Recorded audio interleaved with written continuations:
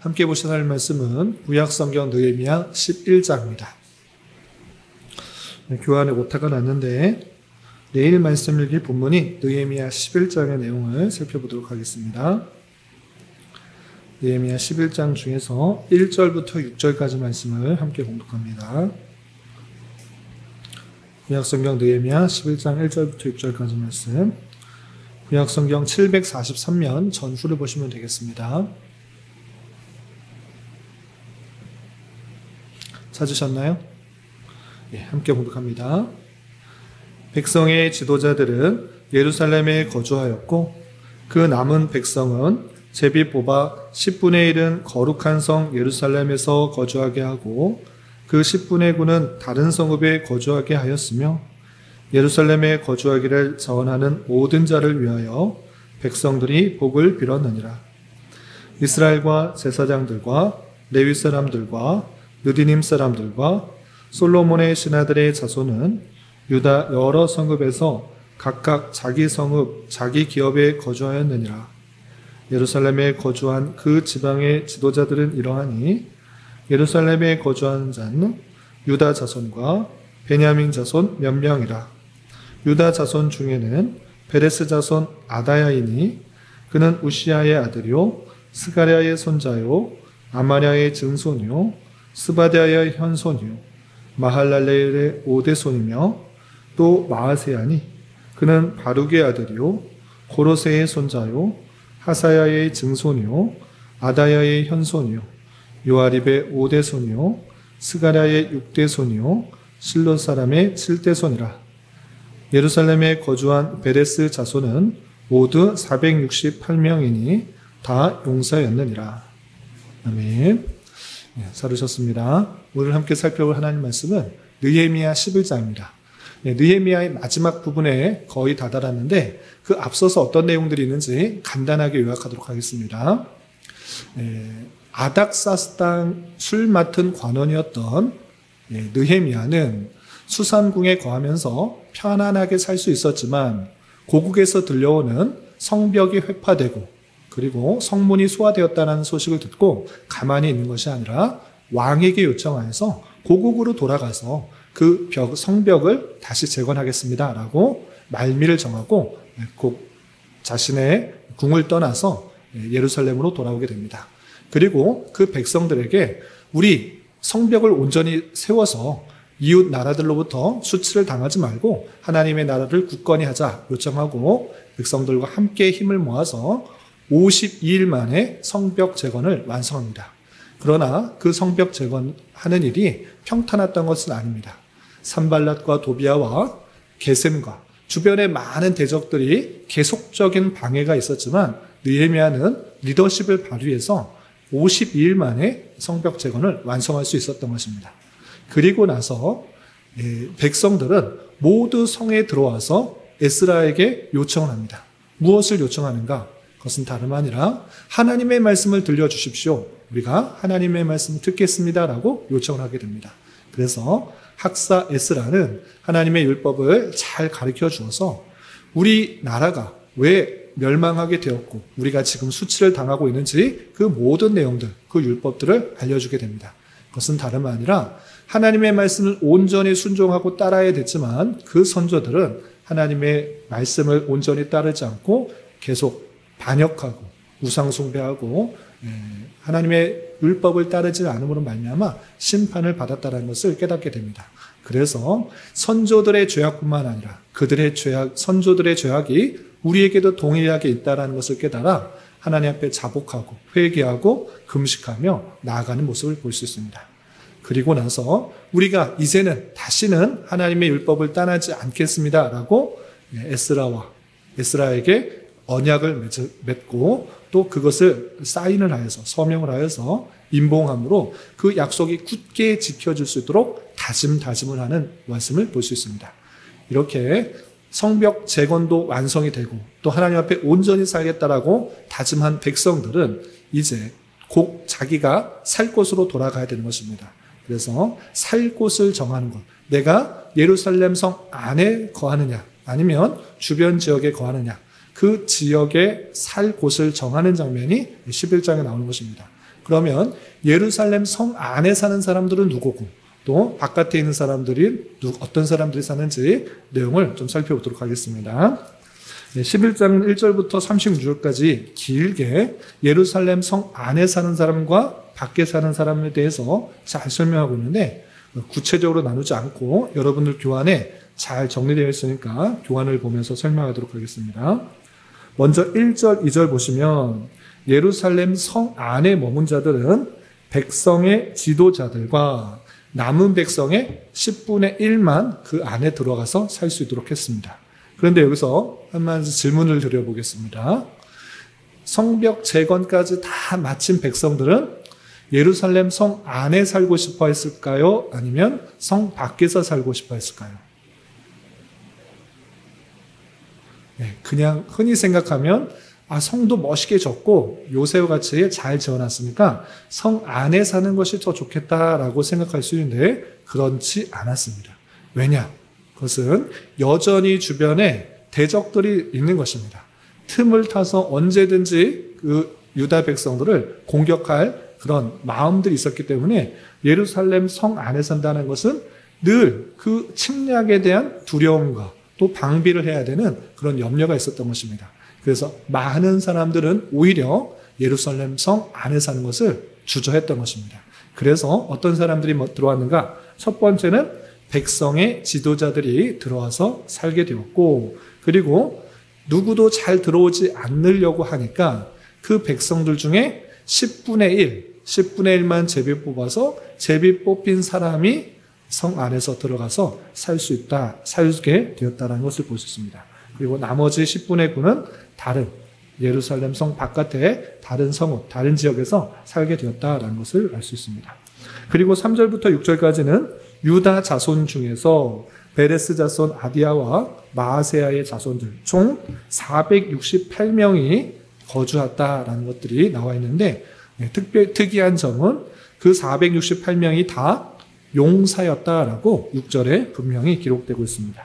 그리고 10절부터 14절까지는 제사장 중에서 어떤 사람들이 남았는가 밝히고 있는데 여다야와 야긴, 스랴야, 전에서 일하는 그 형제 822명이 성전에서 일하기 위해서 남았다라는 것들을 표현해 주고 있고요.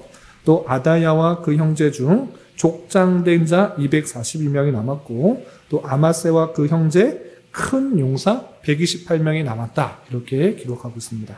또 15절부터 18절까지는 레위 사람 중에서 스마야와 삽부데, 요사밧, 마따냐, 박부가, 압다 총 284명이 예루살렘 성에 남았다라고 표현되고 있고요.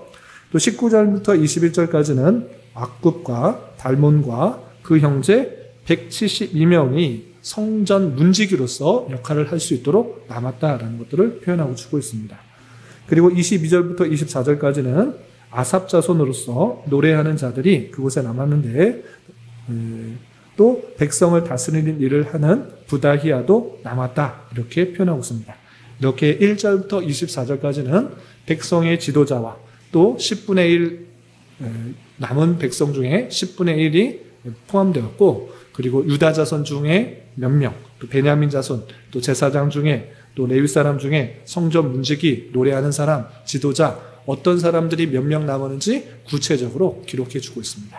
그리고 이렇게 남아있는 그 성 안에 사는 사람들을 구체적으로 명시한 이후에 25절부터 마지막 36절까지는 성이 아닌 그 주변의 성읍에 사는 사람들에 대해서 또 자세하게 나오고 있습니다.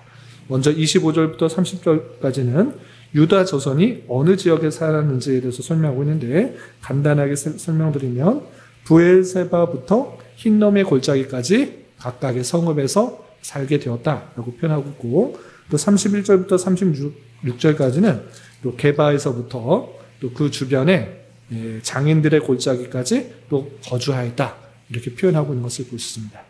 이렇게 11장에서는 성벽 재건이 완성되고 이제 내가 어디서 살아야 되는지를 구체적으로 정한 후에 흩어져서 살 곳을 정하는 그 장면이 나오게 됩니다. 이 내용을 통해서 교훈받을 수 있는 것들을 세 가지로 정리하겠습니다. 첫 번째 보시면 예루살렘에 사는 사람들의 면면을 자세히 살펴보면 어떤 사람들이 드러나고 있는가? 누구의 몇 대손, 누구의 몇 대손, 누구, 그리고 그의 자손들 몇 명, 이런 식으로 표현되고 있는 것을 볼 수 있습니다. 또한 백성의 지도자들이 그곳에 있었고, 또 468명이 다 용사였더라. 또 큰 용사 128명이 그곳에 거하였다. 이런 식으로 표현되고 있는 것을 보게 됩니다.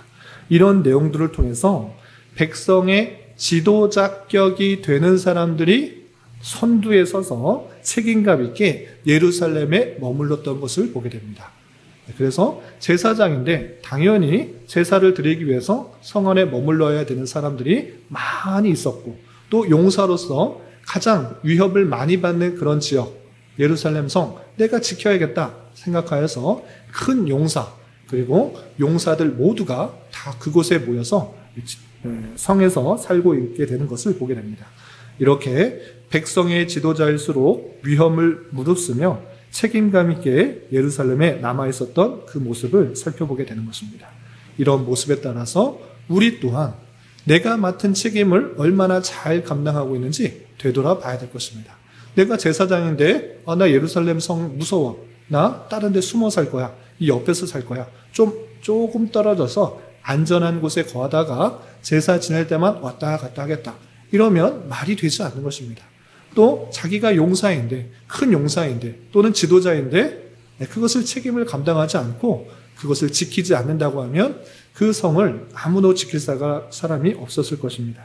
마찬가지로 우리 또한 크고 작은 책임을 감당하는 자리에 있을 때 책임감 있게 그 일들을 잘 감당해야 될 것입니다.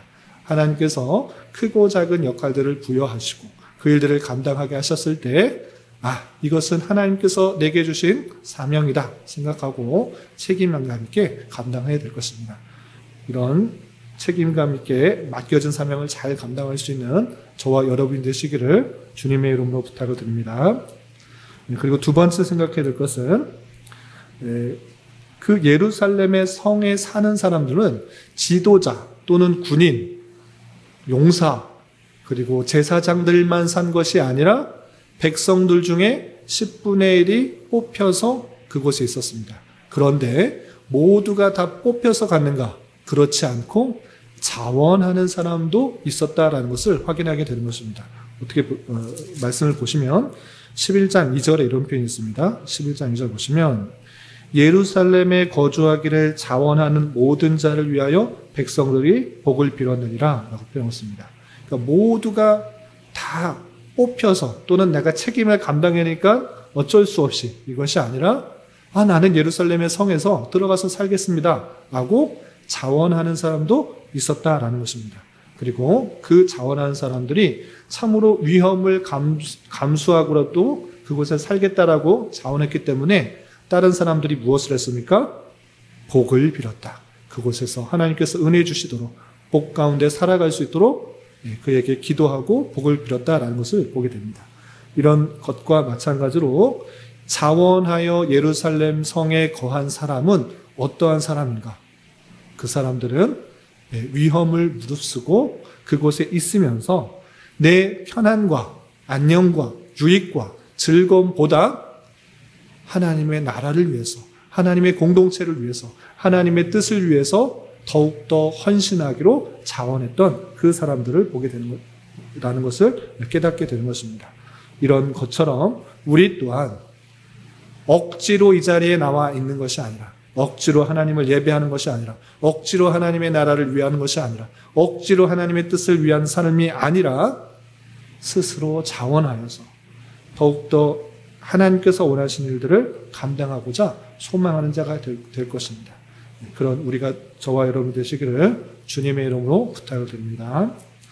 그리고 마지막으로 생각해야 될 것은 예루살렘 성에 사는 사람들은 한정적인 것입니다. 다 살 수가 없습니다. 그래서 약 10분의 1 정도가 그 안에 살고 나머지 10분의 9는 그 주변에 흩어져 살았습니다. 그렇다면 이 10분의 9 많은 사람들은 나는 예루살렘 성에 살지 않으니까 나는 성 바깥에서 내 마음대로 살아도 돼, 이렇게 사는 것이 올바른 삶입니까? 그렇지 않은 것입니다. 그 바로 전장에 이 많은 사람들이 우리가 하나님의 말씀대로 온전히 살아가겠습니다라고 맹세하고 언약을 맺었던 사람들인 것입니다. 그래서 비록 예루살렘 성 안에서 살고 있지는 않지만 그 세상 속에서 많은 이방인들과 함께 어울려 사는 그 모습 속에서도 그들은 자기가 결단하고 결심했던 그 내용들을 변치 않도록 굳게 붙들며 살아가야 될 책임과 의무가 있는 것입니다. 그래서 많은 이방 사람들과 또 겸하여 또 버타여 어울리며 지낼지라도 나는 하나님의 백성이다. 나는 하나님의 나라의 사람이다. 라는 그 정체성을 잃지 않고 내가 다짐하고 고백하고 맹세하였던 것들을 흐트럼 없이 잘 지키며 나가도록 살아가야 되는 것입니다. 그런 줄 알아. 예루살렘이 아닌 다른 곳에 거주하는 자들도 하나님의 백성으로서 정체성을 가지고 열심히 일하고 또 살아가는 목적과 방식과 태도는 세상 사람들과 똑같이 하는 것이 아니라 하나님의 백성으로서 성전 중심으로 율법을 온전히 지켜나가는 하나님의 백성답게 살아가야 했다라는 사실을 잊지 말아야 될 것입니다. 이러한 것처럼 우리 또한 세상에 살면서 세상의 죄악에 물들지 말고 세상과 똑같이 살아가지 말고 하나님의 말씀에 기준하여 하나님을 온전히 섬기는 자가 되어야 될 것입니다. 이런 은혜가 저와 여러분들 가운데 함께하기를 진심으로 기원합니다. 기도하겠습니다. 하나님 아버지 감사합니다. 오늘 말씀을 통해 성벽 재건 이후에 이스라엘 백성들이 예루살렘과 그 주변의 지역에서 자리 잡고 살게 된 말씀을 살펴보았습니다. 이런 말씀을 대하는 자로서 우리에게 맡겨진 일들에 대하여 최선을 다하여 감당할 수 있는 자 되게 하여 주시고 내 편의와 유익만을 위해서 살아가는 것이 아니라 하나님의 나라와 그의 영광을 위하여 살아가는 인생 되게 하여 주시며 하나님을 알지 못하는 세상 속에 살아갈지라도 그들을 따라가는 인생이 아니라 하나님 나라의 백성으로서의 정체성을 잘 가지고 하나님을 온전히 섬기는 삶을 살아갈 수 있도록 은혜를 더하여 주시옵소서. 주님, 이 시간 계속해서 우리에게 주어진 여러 가지 기도 제목을 가지고 주님 앞에 나아갑니다. 믿음으로 간구하는 은혜의 시간이 되게 하여 주시옵소서. 예수님의 이름으로 기도 올리옵나이다. 아멘.